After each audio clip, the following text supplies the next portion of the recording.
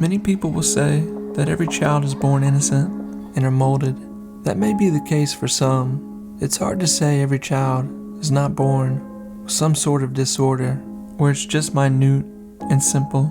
It never shows itself, but some have elements that can be dangerous, that they build on and start indulging in later on in their life. But a mother will find a very disturbing truth in her life, that the child that she brought into this world is one of the most sadistic serial killers the world has ever seen. This was a realization for Ted Bundy's mother, who would have to face that fact in 1989, and with all that, her firstborn son is about to be put to death in the electric chair. This is the story of Eleanor Bundy and her son, Ted Bundy, as a child. Ted being the oldest, and you might say my pride and joy, our relationship was always very special.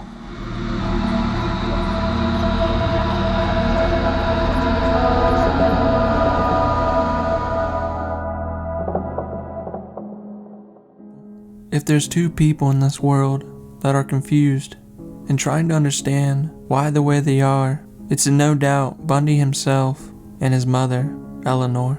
In the last days of Ted's life, he's been confessing to murders and is up to 30 at this point. Some he gives detail, some he can't really remember, and some he just gets confused with other ones, and many he just holds on to. But just as Ted is trying to figure out why he's done the things he's done, why he is the way he is, his mother is also trying to figure this out as well.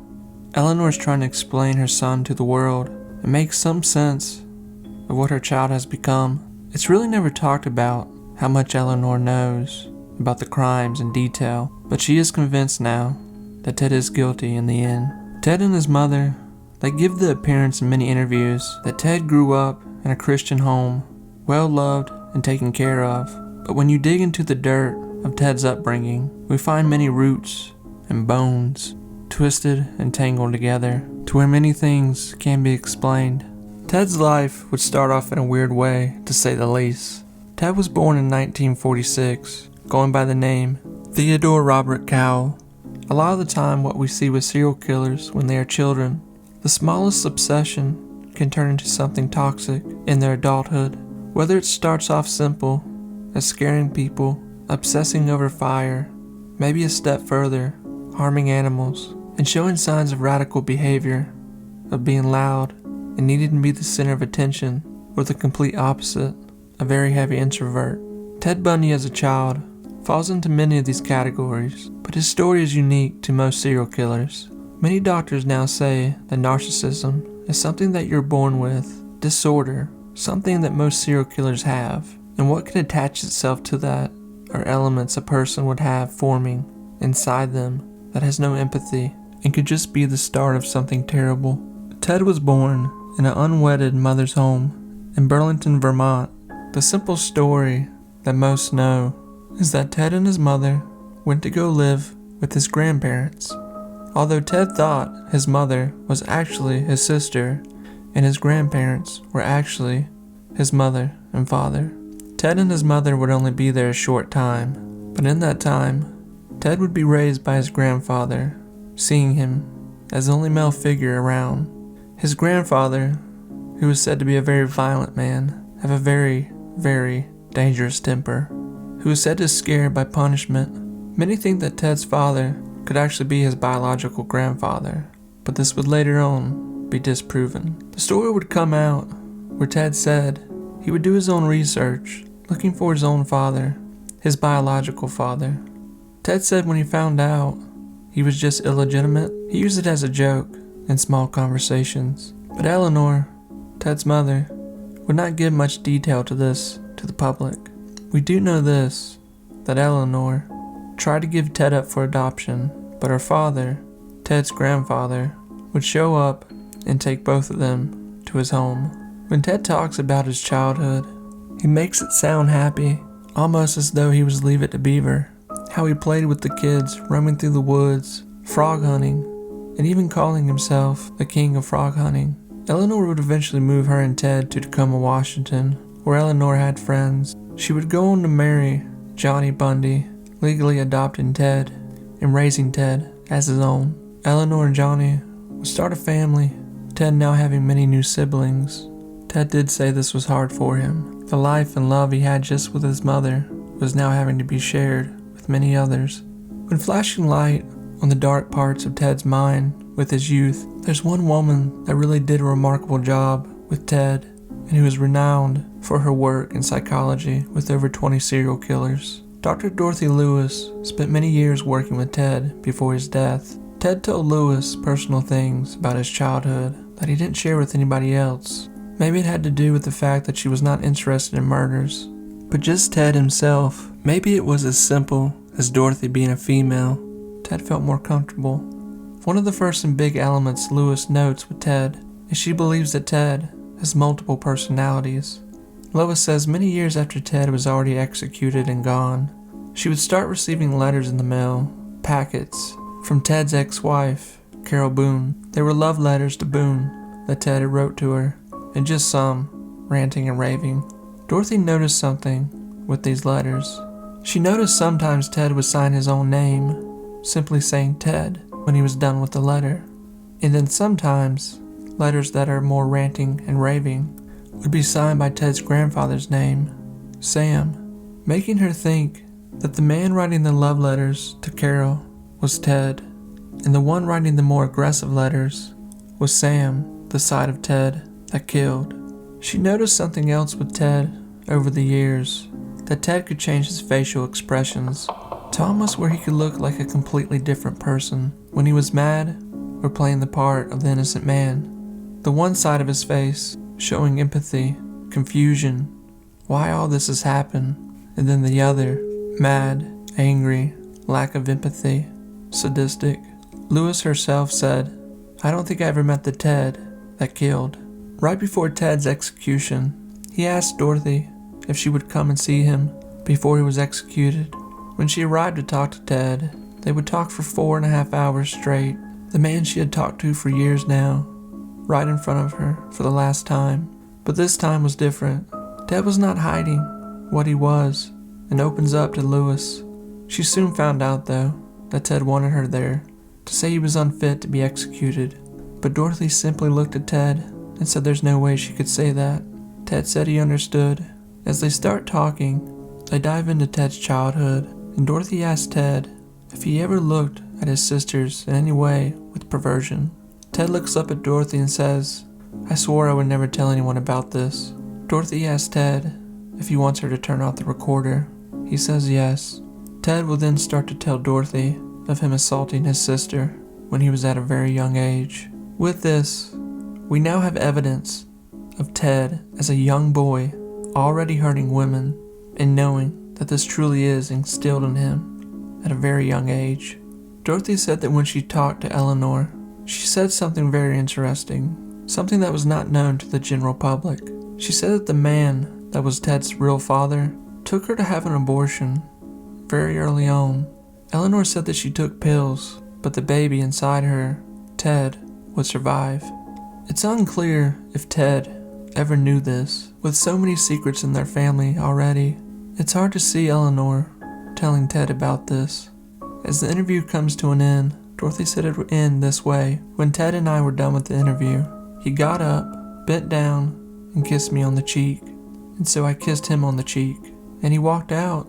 I was trying to make light of it when I got home. I walked into my kitchen, and my husband and my daughter were there, and I said, "You were looking at the last woman to kiss Ted Bundy." As Ted started to get into his early teens, it said that Ted had a little bit of a speech impediment and started to show weird behavior to where the neighborhood kids remembered this, staying with them all the way into their adulthood. There's a story of Ted taking a cat. He would hang it up with rope and then light a match to the cat, to where the children would come running and see this. They said Ted found it funny, but obviously disturbing to the other children. The other stories that would come from Ted's family when he was a young boy is that he would take kitchen knives, placing them in people's beds while they were asleep in it or just out of it. And one of the most surprising things is that Ted would go in the woods, on trails, dig out a hole, putting spikes in the hole, and then covering it back up with leaves to where a young girl in the neighborhood would step in it and severely hurt herself. These stories would be kept secret by Ted's family and would only make its way to the public from the kids that actually saw it happen. But one of the biggest stories connected to Ted's childhood would be when he was 14 years old, still living in his family home in a neighborhood that his uncle also lived in. But in this neighborhood, many people believe this is where Ted committed his first murder. Ted lived just around the block from an 8-year-old girl that would go missing, and her name was Anne Marie. Still to this day, Anne has never been found, and the case has never been solved. But this is what we know about the case. On August 31st, 1961, a window in the Burr residence that was already unlocked, someone late at night put a stool under it and climbed through the window, went into Anne's room, and took her right out of the house. The short story of it is that the parents will become aware of it very fast, searching through the house for Anne, finding the window, then finding the door, running out into the neighborhood, waking the neighbors, to where everyone is looking for Anne, no one obviously knowing that one of the most famous serial killers is living around the block himself, but he's only 14 years old. We know that Ted was fully aware of this case. He was questioned about it numerous times, and on several occasions, Ted and Anne's mother would correspond back and forth to each other. Ted would start the letter with much sympathy, almost making it sound like he was trying to help solve the case himself. Dear Beverly, thank you for your letter on May 30th. I certainly understand you are doing everything you can to find your daughter. Unfortunately, you have been misled by what I can only call rumors about me. The best thing I can do for you is to correct these rumors, these falsehoods. First and foremost, I do not know what happened to your daughter, Anne Marie. I had nothing to do with her disappearance. You said she disappeared on August 31st, 1961. At that time, I was a normal 14-year-old. I did not wander the streets late at night. I did not steal cars. I had absolutely no desire to harm anyone. I was just an average kid. For your sake, you really must understand this. Again, and finally, I did not abduct your daughter. I had nothing to do with her disappearance. If there is still something you wish to ask me about this, please don't hesitate to write me again. God bless you, and be with you. Peace, Ted. As you read and see the letter yourself, Ted truly protects his childhood. He doesn't want anyone thinking bad of his childhood. His childhood is the most normal part in his life that he can hide, and he tries to hold on to it as much as he can. This letter was written in 1986, before Ted started confessing to murders. Ted was known to tell lies and then come back and speak truth. One of the stories would come out with Dr. Ronald Holmes, who worked with serial killers himself. Now, whether this story is true or not, and Ronald made it up, it's not certain. But Dr. Holmes would say this when he sat down with Ted the same year in 1986. He said Ted would start talking to him in third person. Ted told Holmes that when he was a young boy, that he had stalked and abducted his first victim, an 8-year-old girl. As Ted gets older in his teens, his mother says on occasions that Ted was at church every Sunday with his family. Ted also says this in many interviews. He makes good grades, and his parents are proud of him. This is Ted's narrative, always to whoever is interviewing him. But one little detail that Ted will shift the blame to on why he's done what he's done. When Ted is in his youth, Ted's uncle would also live not far from him, in the same neighborhood. Just around the corner, Ted would go to his uncle's house and find detective magazines. These magazines, they show women being bound and put in submissive situations that are not kind to the women. Ted said in one of his last famous interviews that these detective magazines led to much of his obsession and molded him in becoming what he was. You can believe that Ted is telling you the truth, but there's no doubt that there was more there than just that there was a small seed planted in Ted somewhere very early on before he found these magazines, and the magazines just fueled the desires even more. When Ted is going into high school, many things become quiet, and Ted starts to change. He's more in control of his actions, but in this time, we know that Ted's obsession is growing and getting to where it's overflowing, to where he's losing his patience more and more each day. Ted will finish high school and then go straight into college. When Ted is in his first relationship with a young girl named Diana Edwards, He talks about it as being a very special and impactful moment in his life. Says the first time he has a girlfriend, they do normal things. They drive around, spending time with each other, holding hands, kissing, whispering into each other's ears. There's no doubt that Ted was absolutely in love with Diana, but also, he's dealing with this thing inside him that he has not let out yet. Diana came from an upper-class family. She had nice clothes, nice parents, a nice car. Her whole future was laid out right in front of her. This was a huge element Ted was attracted to by Diana. Ted did not come from money, and he really didn't have nice things, and the jobs he was working were just minimum wage jobs. Diana said that she found Ted to be very emotional, and she didn't like how he used people to get things he wanted, and she could tell Ted liked Diana's things, maybe more than he liked Diana. Ted would say this about Diana, his first girlfriend, in an interview. I experienced any number of insecurities with Diana. There were occasions when I felt that she expected a great deal more from me than I was really capable of giving. I was not in any position to take her out and squire her around in a manner that she was accustomed. In 1968, Diana graduated and she moved to San Francisco for a job. Her relationship with Ted became long distance for a very short time. Diana started writing less and less to Ted and eventually breaking the relationship off. Ted said that he was devastated by this, saying, "I had this overwhelming feeling of rejection," and Ted said he admitted that he began to desire to get some sort of revenge on Diana. Many think that Ted went after many of the victims because they had a similar look to Diana, but there's a very small part in time where Ted actually goes to college, gets a degree in psychology, starts to build somewhat of a life, looking normal, trying to really be someone. Even after Ted graduates, there's a story that comes out that Ted saves a 3-year-old child from drowning, and Ted is known around the town as a hero and loves the attention. But Ted will also say this in an interview, that there was a moment in his life in 1969 where he was so overrun with the burden of wanting to act out on these desires that he has towards women. He knew he could not restrain it much longer. Now that Ted is in his mid-20s, he's in his first real relationship with a young woman that is truly head over heels in love with him and loves him just for who he is, and her name is Elizabeth. She has a child named Molly that Ted will act like a father to. Ted and Liz spend many years together, enjoying each other's life, talking about their future. Liz will even say it's like a fairy tale story in the beginning. She's madly in love with Ted, and Ted was in love with her. But around the time Ted is about to turn 27, Ted says he's been doing something in secret around this time in his life. He's been following random women at night, watching certain ones, looking in their bedroom windows at night, making notes of their habits, where they work, where they go to school, who their friends are. Liz will even say that Ted is changing. In 1973, he's not spending as much time with her and Molly. He's more short-tempered. What Liz doesn't know is that this perversion in Ted is trying to break out. And Ted, he literally can't hold it in much longer.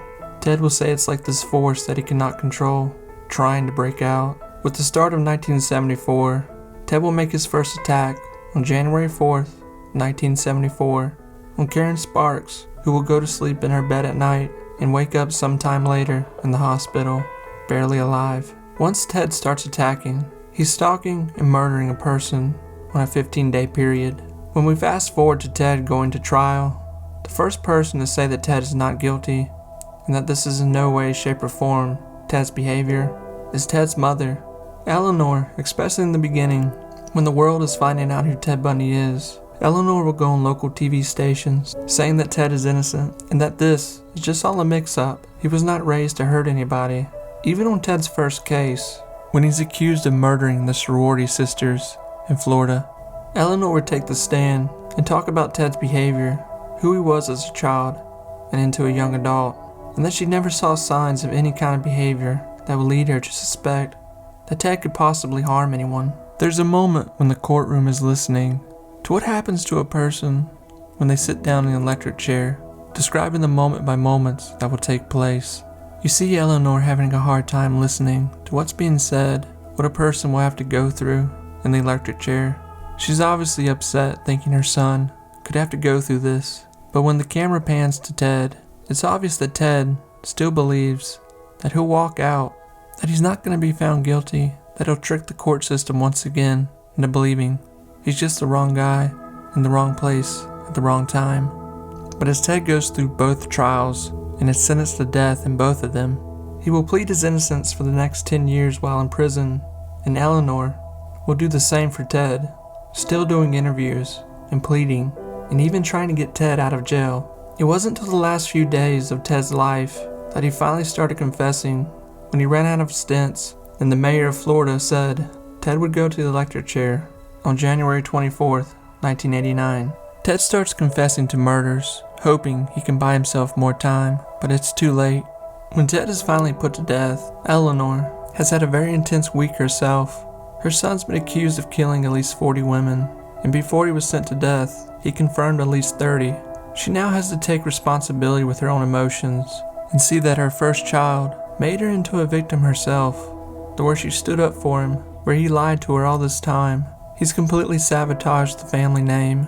But in this, Eleanor will start doing something remarkable, expressing her deepest sorrow and apology as Ted's mother as she can.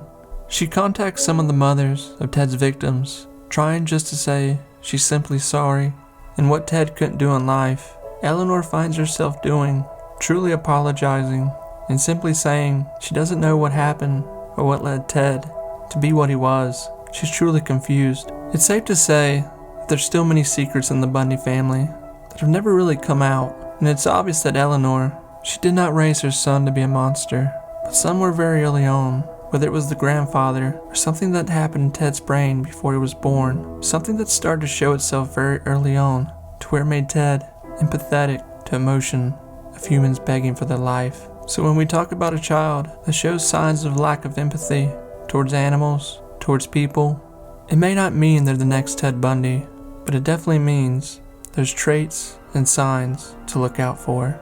So remember, friends, love your children and watch over them, and make sure you know what they're into.